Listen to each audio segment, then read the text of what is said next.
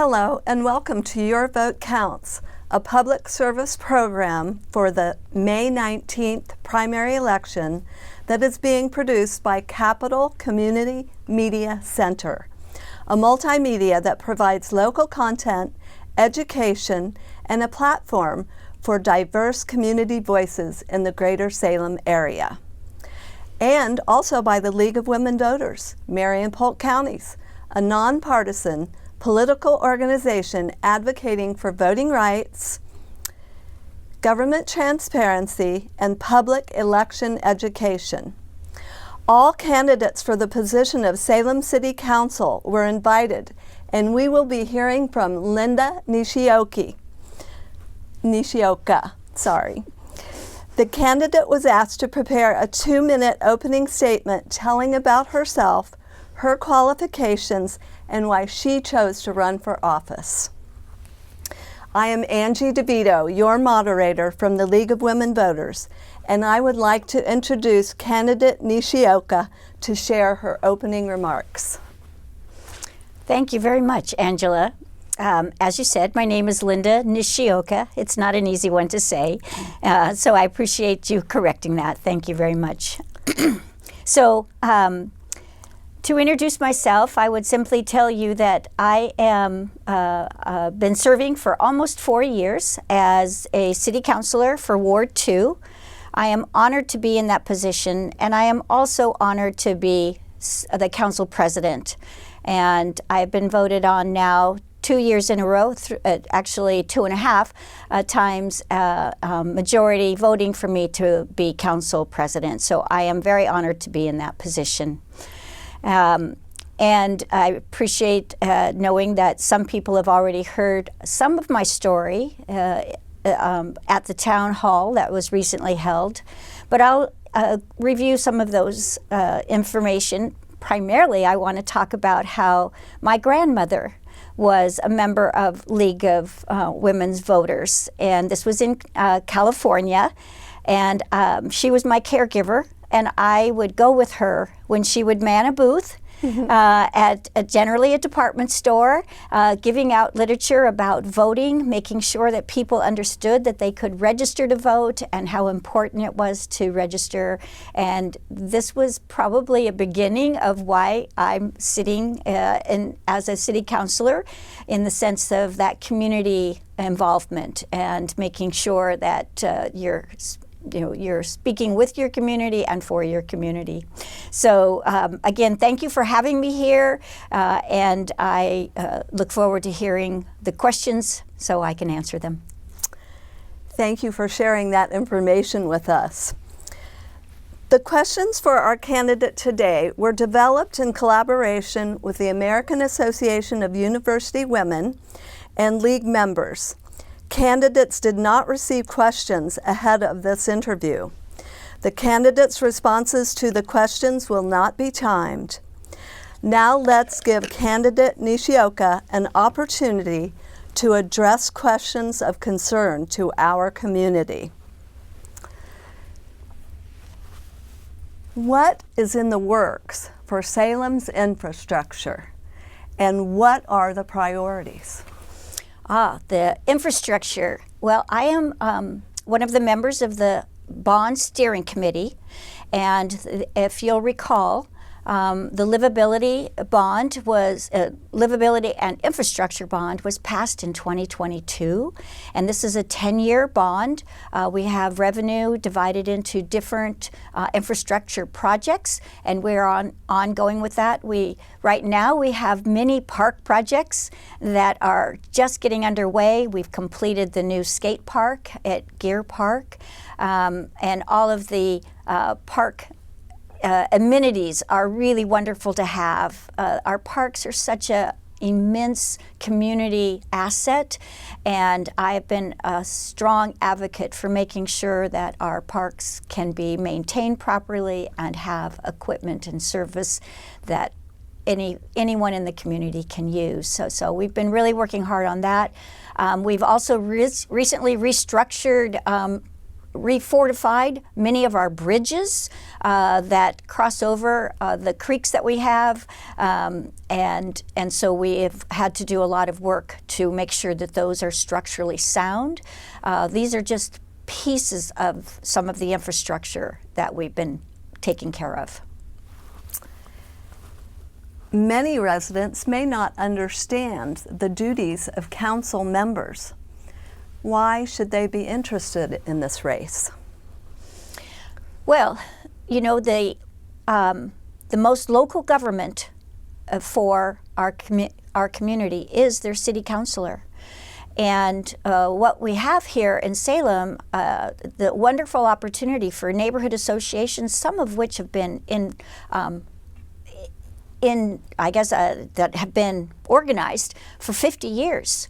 Our neighborhood associations, we have 17 of them throughout the city. I have the privilege of, my ward touches 8 of them, so I have 8 neighborhood associations. I try to get to almost all of them. There's one that meets at the same time as another, and I'm not always able to get there. But our neighborhood associations are a mechanism for the community to speak with their representative and tell us what they're concerned about, what they'd like to see, and I can then take that back to the community. I remember when I was taking a public health course, and the professor kept speaking about how the closest you can get to your government is your city. And even though we all do pay attention to what's happening at the federal level and the state level, county level, it's really us city councilors that have the closest contact with the community. So I feel that our position is really powerful in the sense that we hear you and we will listen and try to serve your needs. Several team project areas have been developed to address areas of concern. Tell us which one interests you the most. I'm not sure I totally understand the question. Are you asking me what my priorities are, or? The team project areas that the city of Salem has developed. Oh, okay. I think you're talking about Safe, Clean, and Healthy Salem, and then the recent drug enforcement prevent, treat, enforce. So thank you. These are wonderful pilot programs that our city manager has brought forth to us. And I'll speak first to the Safe, Clean, and Healthy Salem. This is a pilot program where we have increased the community, the homeless service team and the clean team from 4 days a week to 7 days a week. And this is already impacting the unsheltered and our downtown core in the sense of people getting to the services that they need sooner than they may have when it was more limited. I'm excited to bring forward an ambassador, a downtown ambassador program that may connect with not only the teams, the homeless service team, but now the new REACH team, which is our mobile crisis unit that is in place. And that has had a tremendous impact on reduced 911 calls. And so we're seeing the effectiveness of all of these teams, as you were saying. And I think that we are so benefited that we will ensure that we can keep these going. What economic pressures are exerted on Salem due to the presence of state government and Willamette University? Oh, would you repeat that? What economic pressures are exerted on Salem due to the state government and Willamette University? So I think what you're asking is when state properties are in our city, how does that have an economic disadvantage for the city?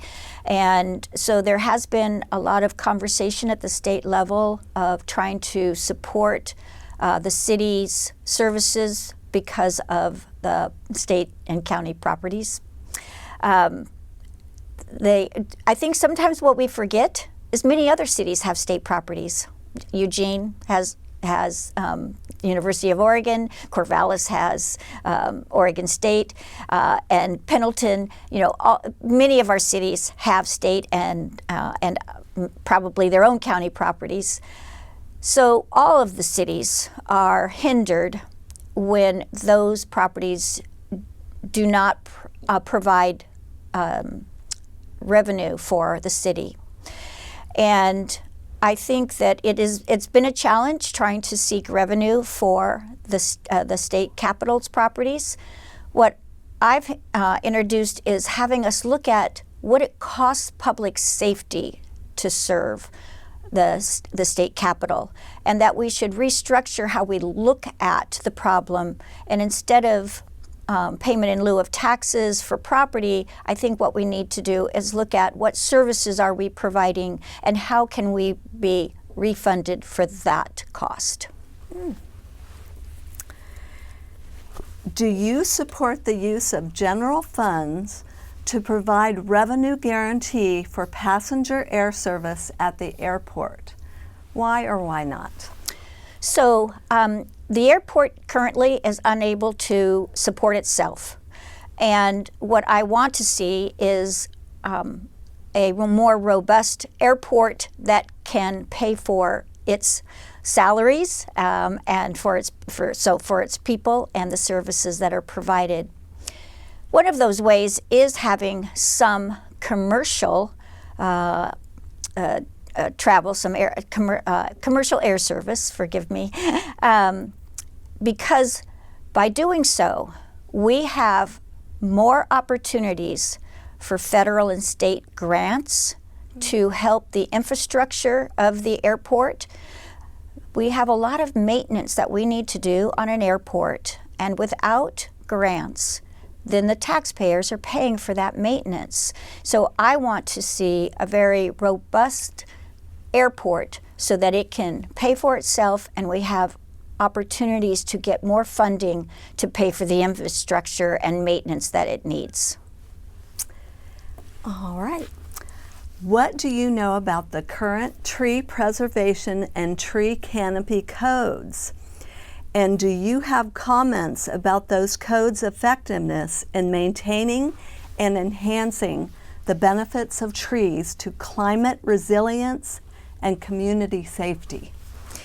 I love trees. I love driving through our neighborhoods and seeing all the trees we have, and I understand and respect their importance. And do I know all of the exact policies for the tree canopy? No, but I do know the general requirement in the sense that we need our trees not only for environment and heat resiliency, but just simply for being a livable city. And so I support the tree codes, and I want to make sure that we continue enforcing the developers when they bring in a new site, that we make sure that there's plenty of trees planted. Critical. My last election, trees were one of the high priorities for me. They still are, and I know that as we see the climate getting hotter and hotter, they become even more important. So they are critical to our community. Do you support providing financial incentives to encourage more home building? And if so, under what conditions? Well, we have the structure for developers who meet requirements of affordable housing for a specific percentage, 15%. These are our MUTIPs, and I do support that. It is a mechanism for us to have tiered rent pricing, so that more people can be living in the apartments that are newly constructed. We also need to make sure that we are maintaining the apartments and housing that we have for many. I'm really excited about seeing more opportunities for fourplexes, threeplexes, cottage clusters within our communities now at the same footprint of a single house with AUD, the attached accessory units.